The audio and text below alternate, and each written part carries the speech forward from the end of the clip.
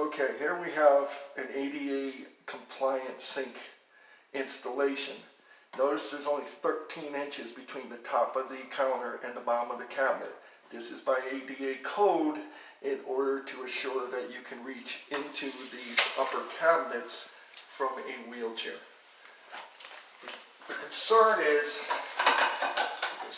this. Once you put a regular dish rack in and you actually start to use the sink, here's a standard size plate. First of all, it takes up the entire sink. And if you have to go to wash this plate, you have to move this out of the way. Now reach up over the top of this with a wet plate and then get it underneath the cabinet.